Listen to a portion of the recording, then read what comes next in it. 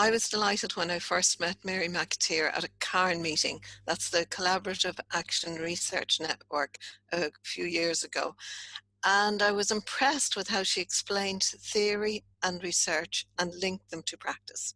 She was so clear and did it in such a light-hearted way that I'm really looking forward to what she's to say today. So as well as working with CARN, Mary's research is both in the UK and internationally, and she works in communities and social settings and around the idea of epistemology. So her work is really based in values, so I'm delighted to introduce her to talk about values-based action research practitioner and as a state of becoming. So Mary, thank you very much for coming along and joining us today. Yes, thank you very much, Katrina. It's lovely to have such a warm welcome for people, but it's also sometimes a little bit nerve-wracking because you feel obliged to live up to the warmth of the welcome and the accolades that people very generously come out with. But thank you very much. I've been involved with CARN a long, long time.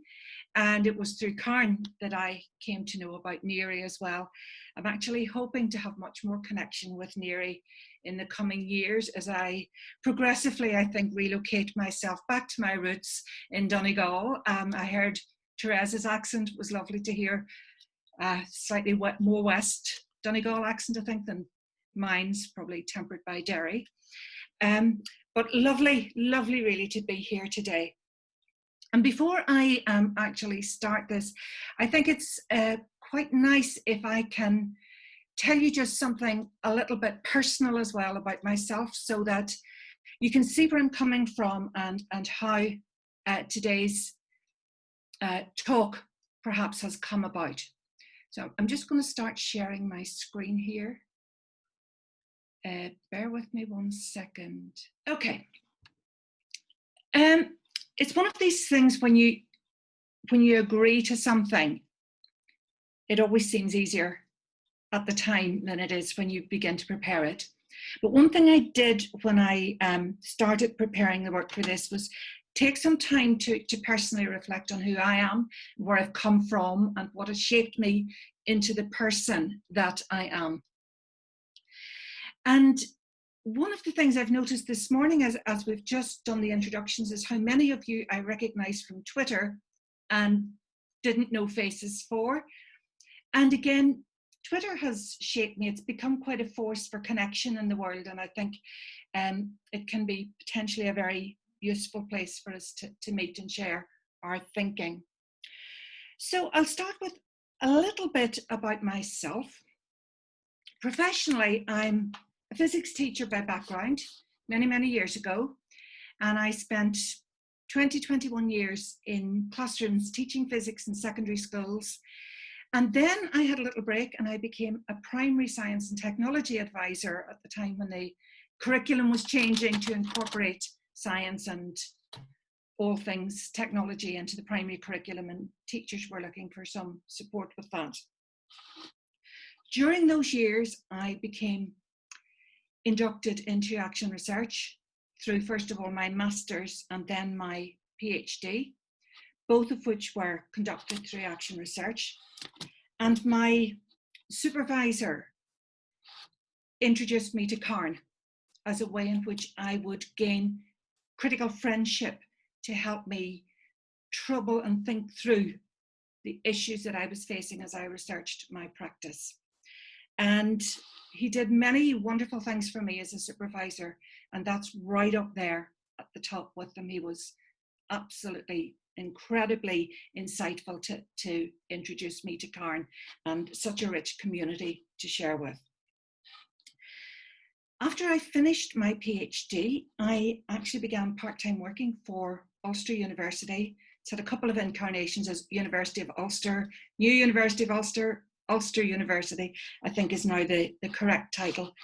And then I worked there for about 4.5 years before moving to Edgehill, where I've worked since.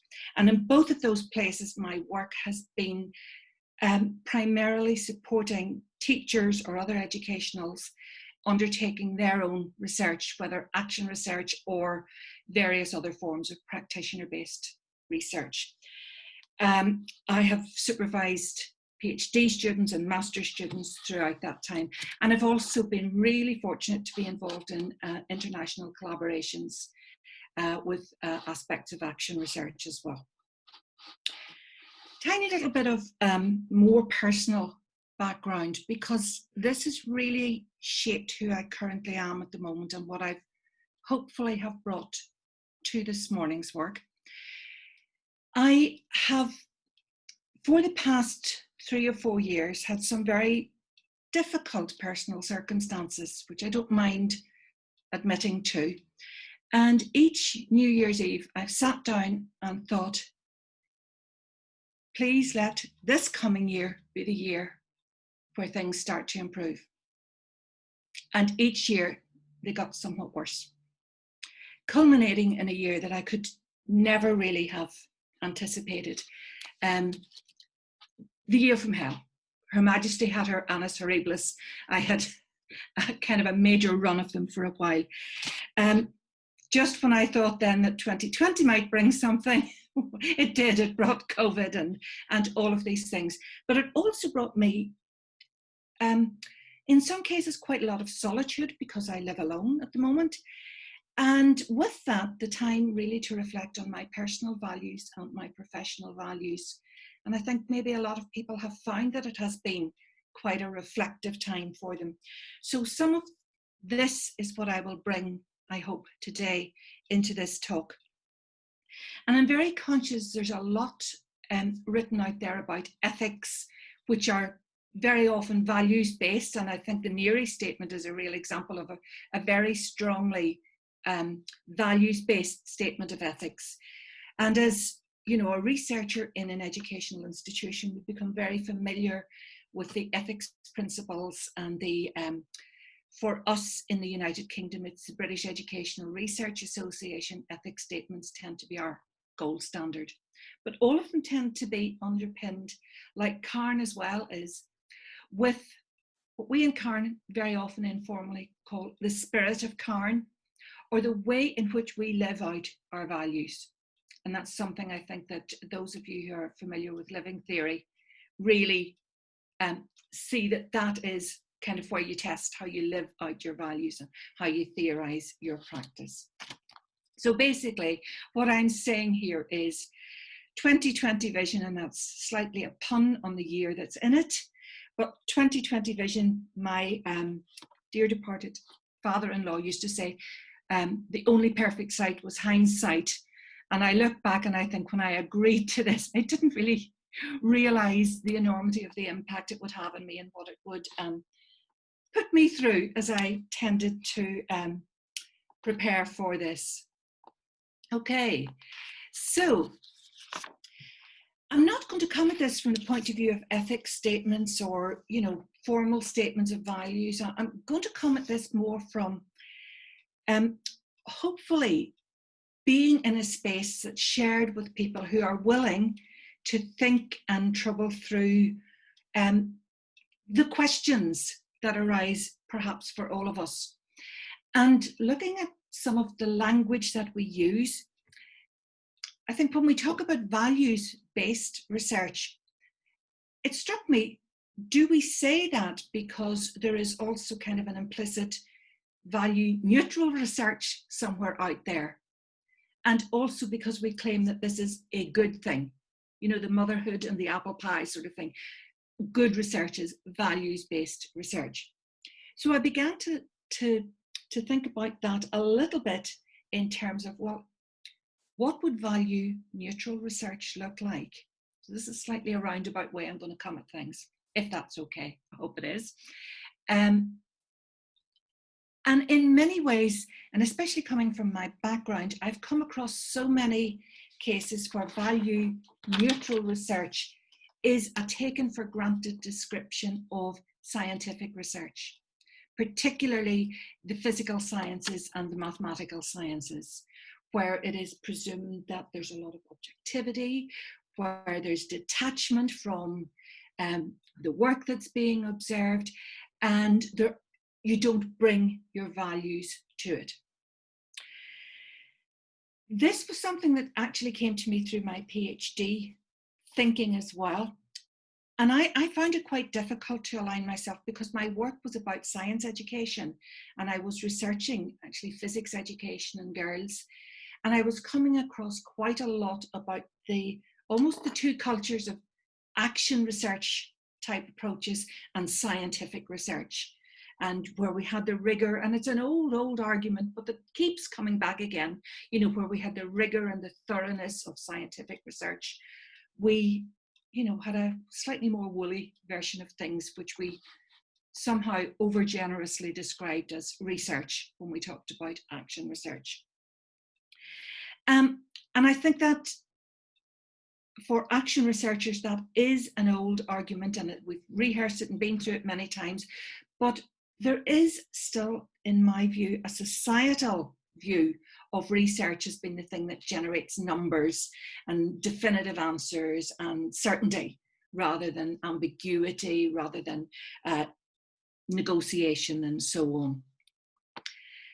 And yet, when you start to read about research and read the history of scientific research, we begin to see that it's not quite what Smith in 1963 might have suggested that it was, where you put at bay the normally pressing concerns and desires and values of the individuals concerned. That is how he described the processes of scientific inquiry. And it has resonances, I think, with when we're working in professional contexts, you're sometimes told, no, keep your personal life out of this. You come in to do your job during the day, and keep your personal life to one side. But we've all brought our personal lives here this morning. Every one of us has brought something from the rest of our lives into this morning's space. We are the person we are because of our personal lives. So I wanted to look at this idea of how can you put aside these normally pressing concerns and desires and values of individuals involved in research. A little hunting about in the history of science research is dead interesting because it throws up a truth that's not perhaps as widely known as it might be. There's a very famous experiment in physics called the Millikan oil drop experiment, and we don't need to know anything in particular about it, so I'm not asking you to understand the physics of this experiment, but it very much changed the understanding of the atom and electric charge within the atom. So it was one of these foundation experiments that has brought us to be able to do science nowadays in the way that we can do. However, Millikan's notebooks with all his raw data are fully annotated with notes such as must be wrong beside some of his results. Beauty, use this one beside some others. And he has systematically gone through all his findings and picked out 42% only of his findings to use to prove his theory. Now, I would suggest that is not a very objective process at all, that he has come to this with a view of what he's looking for, and he has come to this to find the data to support that view. And there are so many other descriptions in science of processes called data reduction, which kind of clean up the data with no particular reason why, when every reading was taken in the same way, in the same batch run, with the same instruments by the same reader, no explanation as to why one might suddenly be wrong or outside sort of the normal field. And it's an area of science, I don't want to get too involved in this, but it's an area of science that I think isn't made sufficiently clear to people. And to me, it begs the question, how does this demonstrate an impersonal approach? putting to one side these normally pressing concerns and desires and values of the individual. Every single decision that has been made comes from the person's own personal experiences, their values, and their decisions are based on that.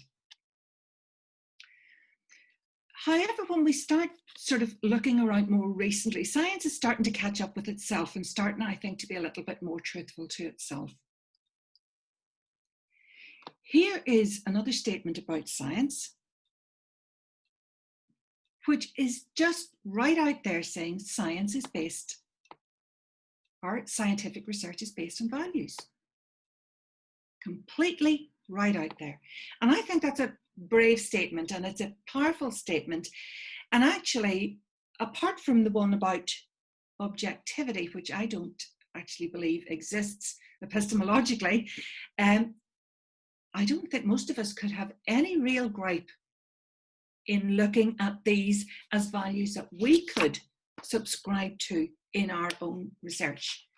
Honesty, openness. We've just had a really good example of openness when Marion started to explain to us what exactly would happen with our data, what would happen to the recording of this, how we would give permission to it. So there was accountability, there's stewardship. These are all the values I think that, you know, are normally evidenced quite often in our own professional work and practices. Now, the